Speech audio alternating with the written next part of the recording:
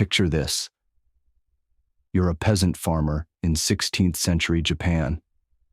The rice harvest is done, the leaves have fallen, and now you face your greatest enemy. Not war, not disease, but winter itself.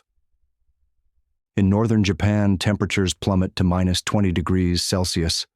Snow piles up to your roof, and unlike the wealthy samurai in their heated mansions, you have nothing but thin walls, minimal food, and the constant threat of death by cold or starvation. Today, we're diving deep into one of history's most overlooked survival challenges: how ordinary Japanese people endured winters that could kill you in a single night. Japan might seem like a temperate island nation, but don't let that fool you. The northern regions, particularly what we now call Tohoku and Hokkaido, experience some of the harshest winters on Earth. We're talking about areas that receive over 15 feet of snow annually, with temperatures that would make medieval Europeans shiver in their furs. But here's the thing. The Japanese had been surviving these winters for over 1,000 years before the first European ever set foot on the islands. They developed techniques, technologies, and social systems that meant the difference between life and death when the snows came. From the Heian period through the Edo era, Japanese communities faced what historians call the hunger months, that deadly period from late winter through early spring when stored food ran low and the new growing season hadn't yet begun. So how did they do it? How did entire communities survive months of brutal cold with technology that seems primitive by today's standards? The answer is more fascinating and more desperate than you might think. The geography of survival. To understand winter survival in feudal Japan, we first need to understand the geography. Japan stretches across nearly 25 degrees of latitude. That's like going from southern Florida to northern Canada. The northern island of Hokkaido sits at the same latitude as northern France, but due to cold Siberian air masses and the Sea of Japan effect, it receives far more snow. Cities like Sapporo average over 16 feet of snow per year. That's more than most places in Alaska. But even in central Honshu, winter was deadly serious. The mountainous regions that make up 70% of Japan's landmass created microclimates where temperatures could vary dramatically within just a few miles. A village might be experiencing a mild winter, while the settlement just over the mountain pass was buried under 10 feet of snow.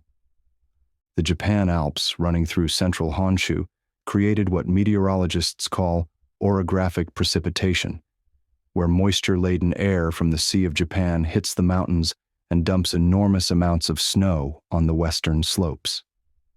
Villages on the snow countryside of these mountains could receive 3 times more snow than communities just 30 miles away on the Pacific side. Regional differences were extreme. In what's now Niigata Prefecture, some villages regularly dealt with snow depths of 20 feet or more. The weight of this snow, up to 100 pounds per square foot, could collapse buildings that weren't specifically designed for it. Meanwhile, in southern Kyushu, winter meant occasional frost, not life-threatening cold. These geographic differences created distinct regional survival cultures. Northern communities developed completely different clothing styles, architectural techniques, and food preservation methods than their southern counterparts. A survival strategy that worked in Kagoshima would be useless in Akita Prefecture. This geography forced Japanese communities to become incredibly localized and self-sufficient. Unlike European feudal systems where trade might continue through winter, Japanese villages often had to survive for months completely cut off from the outside world. The Japanese divided their year into detailed seasonal markers. They had names for specific types of snow, specific wind patterns, even specific stages of winter hardship. They distinguished between powder snow, wet snow, ice snow, and killing snow, each requiring different survival responses. This wasn't poetic language. It was survival knowledge passed down through generations. Buddhist temples kept detailed weather records, and these show that Japan experienced what climatologists now call the Little Ice Age, a period from roughly 1550 to 1700 when global temperatures dropped significantly. During this period, winters in northern Japan became so severe that some previously inhabited areas were permanently abandoned. Archaeological evidence shows that winter mortality rates in northern Japanese villages could spike by 300% during harsh years. Children under 5 and adults over 50 were particularly vulnerable. Some villages lost a quarter of their population during the worst winters. Excavations at medieval village sites show clear evidence of this. Sudden increases in winter burials, often in mass graves when the ground was too frozen for individual interments. The architecture of warmth. Japanese winter architecture was a masterclass in efficiency because it had to be. Unlike European stone castles or log cabins, traditional Japanese buildings used post and beam construction with walls that were essentially movable panels.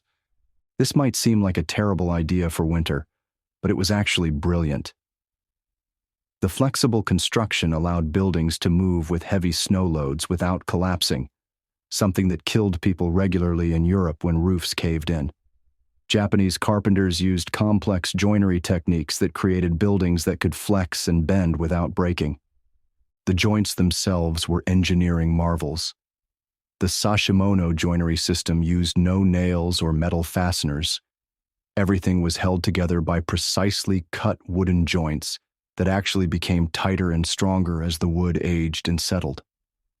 This flexibility was crucial when dealing with the massive weight of accumulated snow. At the heart of every Japanese home was the irori, a sunken hearth that served as heating, cooking, and social center all in one. But here's what's fascinating. The irori wasn't just about the fire itself. The entire house was designed around this single heat source. Hot air from the irori would rise into the thatched roof space, warming the sleeping areas and the loft above. The thick thatch, sometimes 3 feet deep, acted as incredible insulation. Snow would actually help insulate the roof further, creating what was essentially a natural igloo effect. The thatching itself was a sophisticated technology. Different regions used different materials: rice straw in farming areas, reed grass in wetlands, even bamboo in southern regions. The thatch was laid in specific patterns that shed water while trapping air for insulation. A properly thatched roof could last 20 to 30 years and provided insulation equivalent to modern materials. Regional variations were crucial. In the heavy snow areas of the Japan Sea coast, houses had steep roofs and special snow shedding techniques. In Shirakawa-go, they developed the distinctive Gassho-zukuri style with roofs angled at precisely 60 degrees to shed snow while maintaining structural integrity. The Gassho-zukuri system was particularly ingenious. The name means praying hands because the roof beams resembled hands pressed together in prayer. But this wasn't just aesthetic. The angle was calculated to shed snow efficiently, while the internal framework could support enormous weight when snow did accumulate. Insulation wasn't just about the roof. Japanese builders used locally available materials in incredibly clever ways. Paper screens, shoji, weren't just decorative room dividers. They created air pockets that provided insulation while still allowing some light through. In winter, additional layers of paper or fabric would be added for extra warmth. Beyond the central irori, wealthy families had additional heating systems. Kotatsu, low tables with charcoal heaters underneath and heavy blankets on top, created warm microclimates for specific activities. Some homes had heated floors using a system called ondol, borrowed from Korean technology, where heated air circulated under raised floors. But buildings were only part of the equation. Japanese winter clothing was a layering system perfected over centuries. Multiple thin layers of hemp or cotton, combined with padded outer garments filled with cotton batting or even duck down. The wealthy had silk layers that provided incredible warmth-to-weight ratios. The construction of winter clothing was as sophisticated as architecture. Wata-ire, cotton-padded garments, used specific quilting patterns that prevented the filling from bunching while maximizing insulation. The outer layers were often treated with persimmon tannins or other natural compounds that made them water-resistant. Sleeping arrangements were communal by necessity. Entire families would sleep together around the irori, sharing body heat. But this wasn't just cramming people together. There were specific arrangements based on age, health, and family hierarchy that maximized warmth while maintaining social order.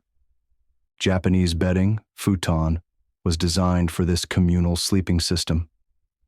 Unlike European beds, futon could be easily arranged and rearranged based on the number of people and the severity of the cold.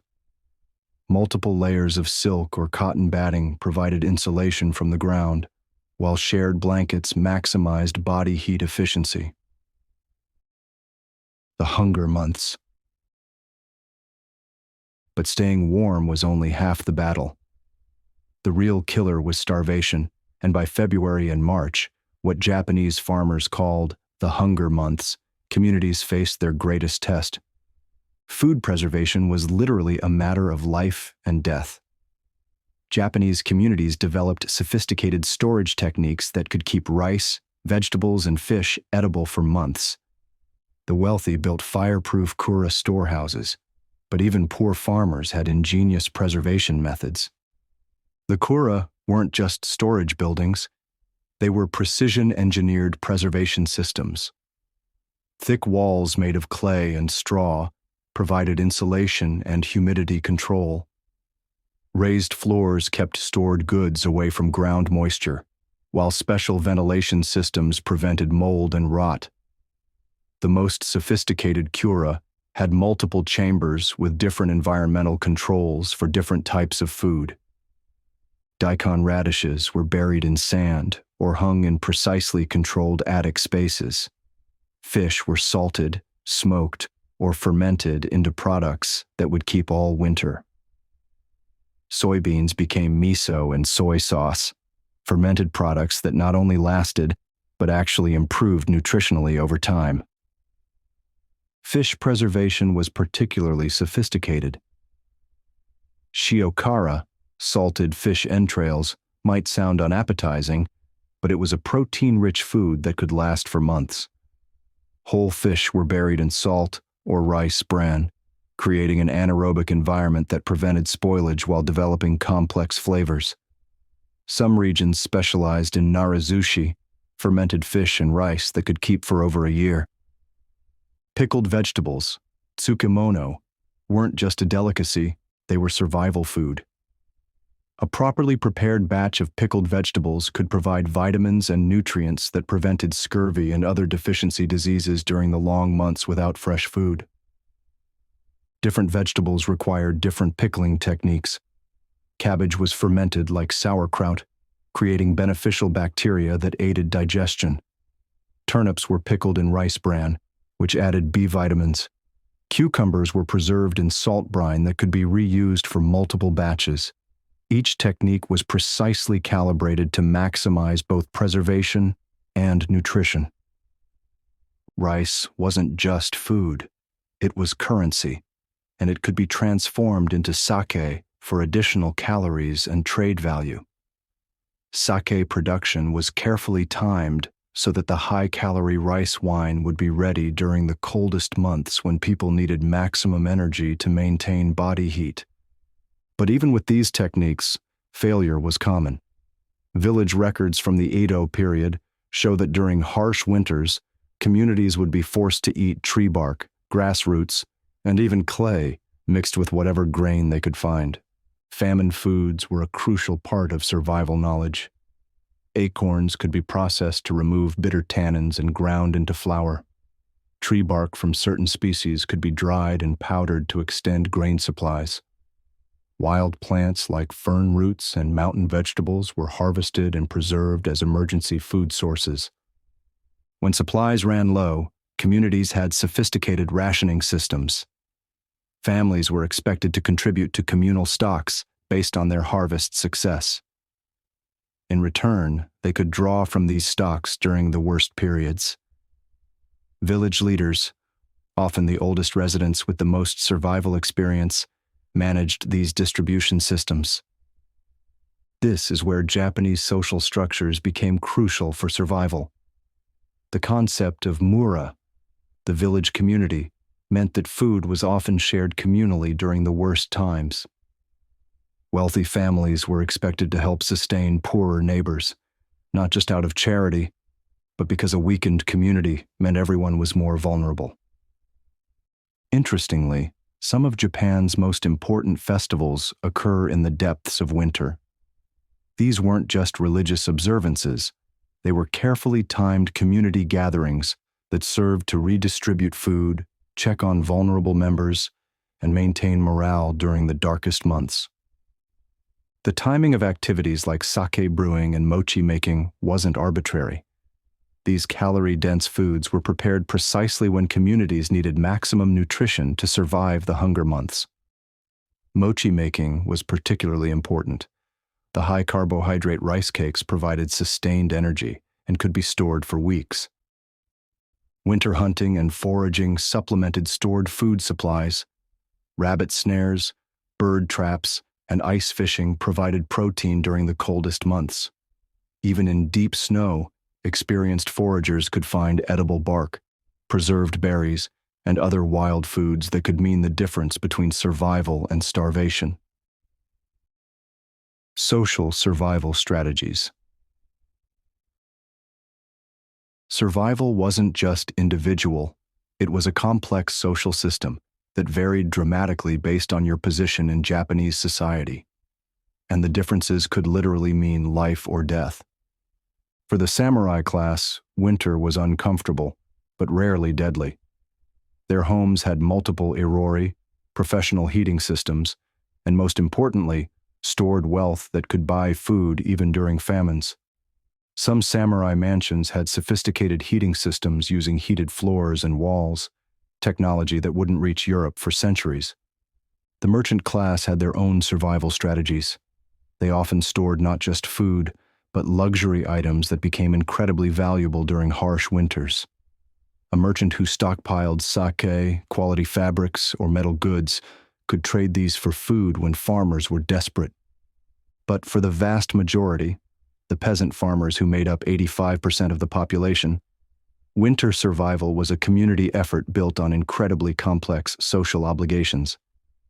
The concept of yui, reciprocal labor exchange, meant that families would pool resources and labor for winter preparations.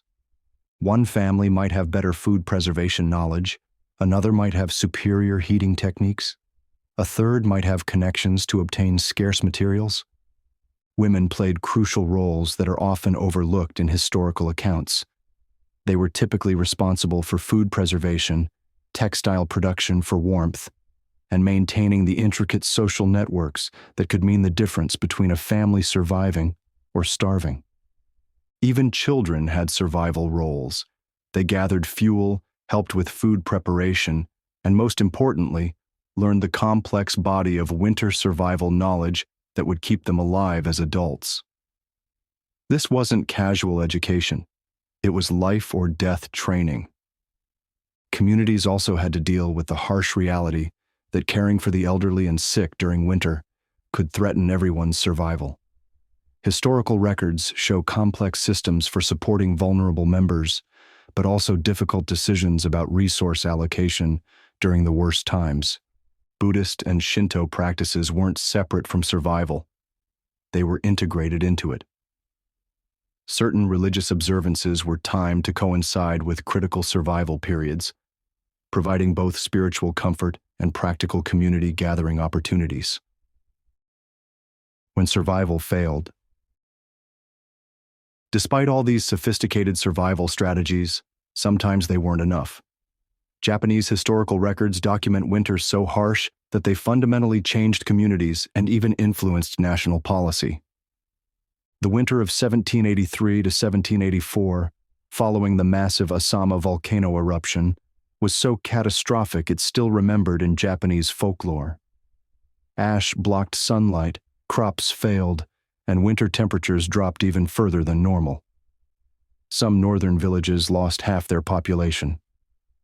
Archaeological evidence shows entire villages that were simply abandoned after particularly harsh winters.